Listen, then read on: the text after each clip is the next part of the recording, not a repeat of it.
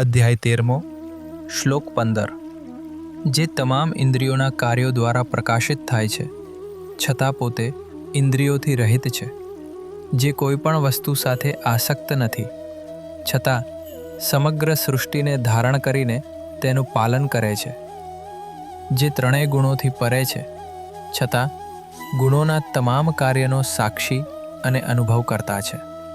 બ્રહ્મ અથવા આત્મા જ્યારે ઇન્દ્રિયો દ્વારા કાર્ય કરે છે ત્યારે એવું લાગે છે કે જાણે તેની પાસે પણ ઇન્દ્રિયો છે, પરંતુ હકીકતમાં શુદ્ધ ચૈતન્ય પાસે પોતાની કોઈ ઇન્દ્રિયો નથી હોતી. તે તો ઇન્દ્રિયોમાં રહીને તેમને કાર્ય કરવાની શક્તિ આપે છે. આંખ જોઈ શકે છે, કાન સાંભળી શકે છે, જીભ સ્વાદ અનુભવી શકે છે, કારણ કે આત્માનું ચૈતન્ય તેમને પ્રકાશિત કરે છે. આત્મા પોતે આંખ, કાન કે મન નથી. તે તો આ બધાને જીવંત બનાવનાર શક્તિ છે.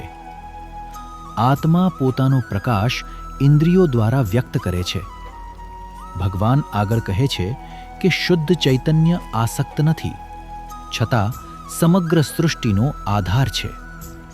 જેમ કોઈ એક મોજું આખો સમુદ્ર નથી, અને બધા મોજા ભેગા થાય તો પણ સમુદ્ર નથી બનતા, તેમ છતાં દરેક મોજું સમુદ્ર પર જ આધારિત છે. મોજા સમુદ્ર વિના અસ્તિત્વમાં રહી શકતા નથી. તે જ રીતે આપણે જે વિવિધ નામ રૂપવાળું જગત જોઈએ છીએ તે ચૈતન્ય નથી, પરંતુ તેનું અસ્તિત્વ માત્ર ચૈતન્યના આધારે જ છે. સમગ્ર જગતનો આધાર પરમ ચૈતન્ય છે.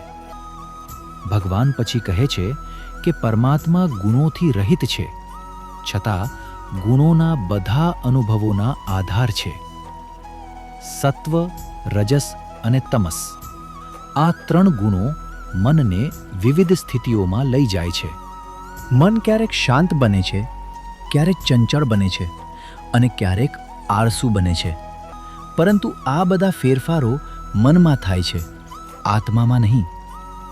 મનમાં જે ચેતના છે તે આત્માના કારણે જ છે.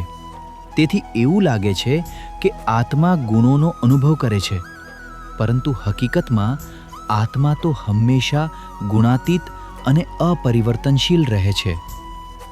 આ શ્લોકનો સૌથી મોટો સંદેશ એ છે કે અનુભવ બદલાય છે, પરંતુ અનુભવનો સાક્ષી ક્યારે બદલાતો નથી.